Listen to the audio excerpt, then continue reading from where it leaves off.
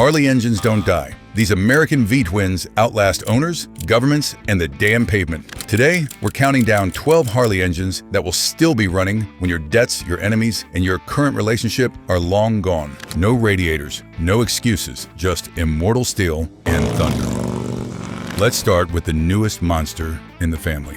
Number 12, the Milwaukee-Eights 107. We are starting with a new kid on the block, the engine that finally taught Harley-Davidson how to cool down without sweating oil all over your driveway. The Milwaukee-Eights 107. Introduced in 2017, this was a massive departure. It has 4 valves per cylinder, hence the 8.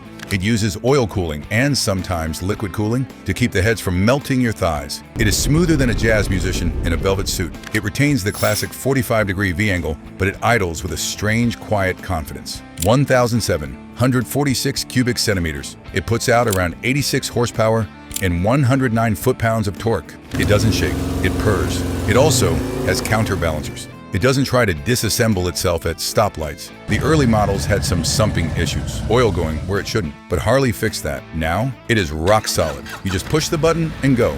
No prayers required. Depending on the model, let's say the Street Glide, it is plush. The vibration is almost gone, meaning you can actually see objects in your mirrors instead of just blurry shapes of impending doom. New, you are looking at around $21,000 for a Street Glide in 2017. Today, you can snatch one for $14,000. It is modern reliability for the price of a used Corolla. But maybe you don't want modern smoothness. Maybe you want something that feels a bit more agricultural. Number 11, the Twin Cam 96. This is the engine that fixed the sins of its father. The Twin Cam 88 had issues. We don't talk about the cam chain tensioners at the dinner table. The 96 was the apology. Introduced in 2007, the Twin Cam 96 was the stroker motor we all wanted. It ditched the problematic spring-loaded tensioners for hydraulic ones. It was smoother, quieter, and finally had a 6-speed transmission bolted to it. This was the cruise drive era. The engine is 1,584 cubic centimeters. It made about 66 horsepower, but 82 foot-pounds of torque. It wasn't a drag racer, it was a freight train. It's bulletproof. Once they fixed the tensioners, these engines became mile munchers. You will see electric glides with 100,000 miles on them, and the owner has done nothing but change the oil and complain about the weather, usually found in the Dyna and Touring families. On a Dyna Super Glide, it shakes just enough to let you know it's alive. But on the highway, in 6th gear, it settles into a rhythmic hum that puts babies to sleep. If you're enjoying this video, the like button is right there. Show your support. Also, don't forget to subscribe to our channel so that more videos like this will come your way. New in 2007, around $13,000. Today, you can find a Dyna with a 96 for $6,000. That is a lot of engine for the money. But what if you want to go faster? What if you want the engine that Porsche helped build? Number 10, the Revolution. Max 1250. This is the bad boy engine. The bike that made the traditionalists spill their cheap beer. The Revolution Max 1250. This isn't your grandpa's Harley. It is a liquid-cooled 60-degree V-twin with variable valve timing. It revs to 9,500 RPM. It sounds like a Ducati that ate a cheeseburger. It powers the Pan America and the Sportster S. The engine is 1,250 cubic centimeters, 150 horsepower. It destroys tires. It destroys egos. It is new, but the engineering is overkill. It features hydraulic lash adjusters, no valve adjustments. Hallelujah. It is built to be abused off-road. It is tighter than a drum. On the Pan America, it is tall and commanding. On the Sportster S, you are folded into a pretzel of aggression. But the engine? It is smooth, linear, and terrifyingly fast. New, around $17,000. Today, they are holding value, hovering around $13,000. But maybe you hate radiators. Maybe you want air-cooled simplicity that was built for war. Number 9,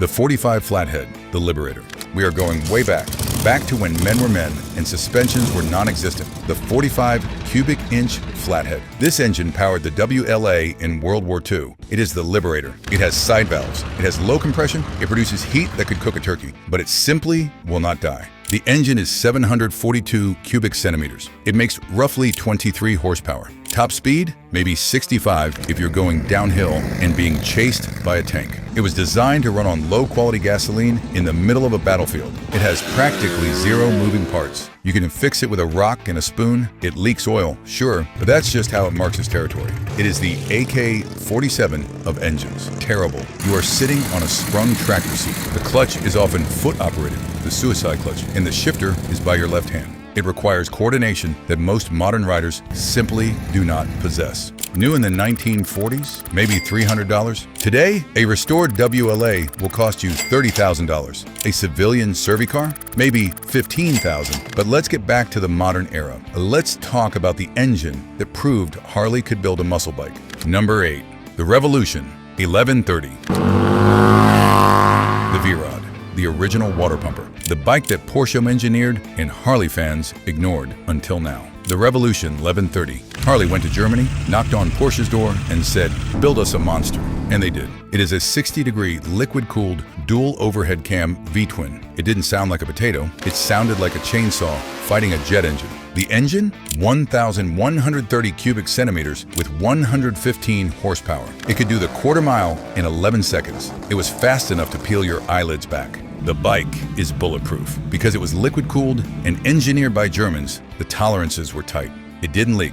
It didn't overheat in traffic. It just ran and ran and ran. There are V-rods with massive mileage that still run like new. The clamshell. You are stretched out with your feet forward and your hands forward. It looks cool, but after an hour, your spine starts to send you angry letters. New in 2002, $17,000. Today, you can find them for $6,000. It is a future classic that is currently dirt cheap. But maybe you want the ultimate touring machine? The one that pulls trailers and crosses continents? Number 7. The Twin-Cam 103. Welcome to the engine that was both the workhorse and the anvil. The Twin-Cam 103. This became the standard for the big touring bikes in the 2010s. It took everything good about the 96 and just made it bigger. It came with an automatic compression release because the pistons were the size of dinner plates. The engine is 1,690 cubic centimeters, around 75 horsepower, and 100 foot-pounds of torque. This is the engine you want when you are carrying a passenger, luggage, in the kitchen sink up a mountain pass. By the time the 103 came out, Harley had figured out the twin-cam issues. It runs hot, lean fueling for emissions, but it runs forever. The compensators were a weak point. But once upgraded, this thing is a tank, usually wrapped in an Ultra Classic or Road King. It is maximum comfort, cruise control, floorboards, heated grips. It is a Barcalounger with an engine. New? $24,000. Today, $10,000 gets you a clean used one. But what if you want something smaller? Something that is literally impossible to kill. Number 6. The 1200 Evolution Sportster,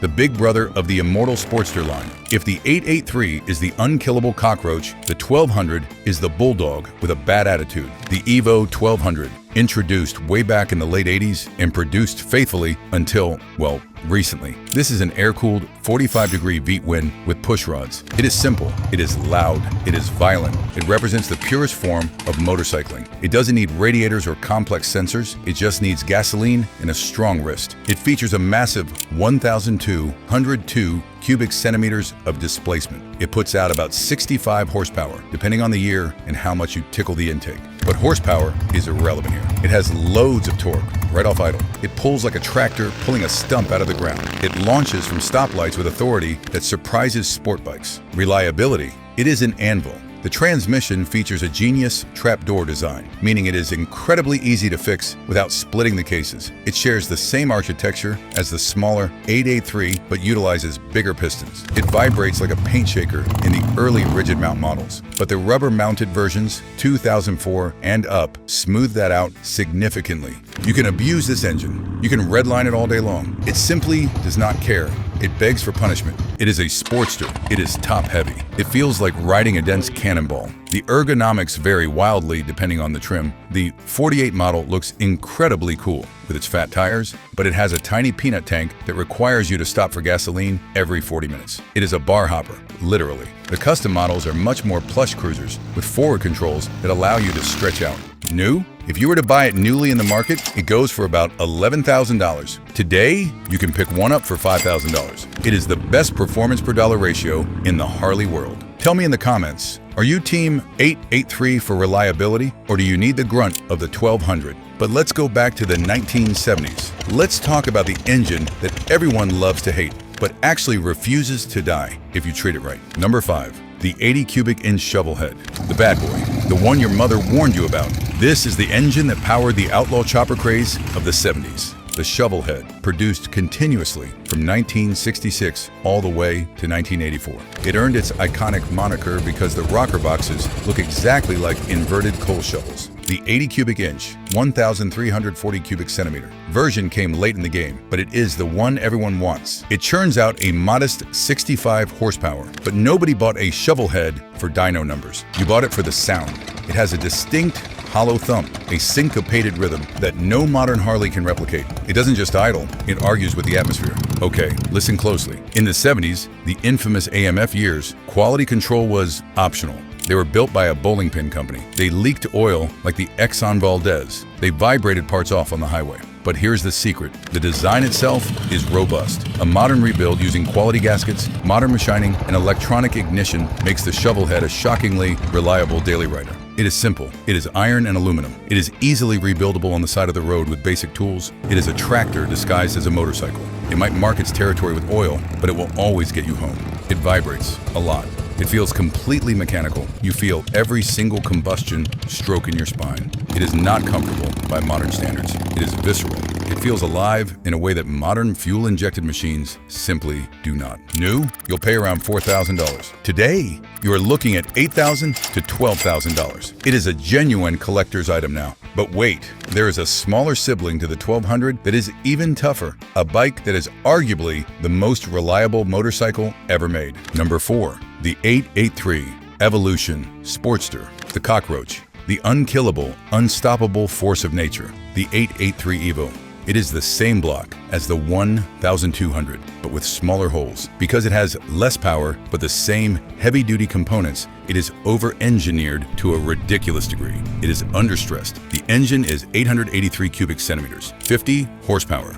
It is not fast. You will not win drag races, but it has enough torque to get you to highway speeds and keep you there. So legendary. There are courier riders who put 200,000 miles on these engines without opening the bottom end. You can run them low on oil. Don't do that, but you can. You can bounce them off the rev limiter all day. They just smile and ask for more. It is the most reliable engine Harley ever built, period. It is small, it is narrow. It is great for city riding. The Iron 883 is a style icon. It is a blank canvas for customization. New, $8,000. Today, $3,500. It is the cheapest entry into the Harley world, and it will outlast you. We are approaching the podium. Stop what you are doing. We have cleared the modern tech. We have cleared the small bikes. We are about to enter the Hall of Fame. We are about to meet the engine that defined the classic chopper look. We are about to see the savior that pulled Harley out of bankruptcy. And finally, the most iconic shape in motorcycle history. Cancel your appointments. It is time to meet the kings. Number 3, the 74 Panhead. The icon, the most beautiful engine ever cast in aluminum. If the knucklehead was the tough guy, the Panhead was the movie star. The Panhead, produced from 1948 to 1965. This engine defined the golden age of motorcycling. It is named for the distinct rocker covers that look like upside-down roasting pans or cake pans. It is pure mechanical RT. It represents the post-war boom, the open road, and absolute freedom. This is the engine Peter Fonda rode as Captain America in the legendary movie Easy Rider. It features a 1,200 cubic centimeter, 74 cubic inch V-twin. It pushed out about 55 horsepower, but the biggest innovation was hidden inside. It introduced hydraulic valve lifters. This was a massive deal because it meant you didn't have to constantly adjust the valves every other weekend. It was the first step towards maintenance-free riding. In 1965, it received the electric leg, electric start, creating the electric glide and saving the ankles of riders everywhere. For its time, incredible. Today, it requires love.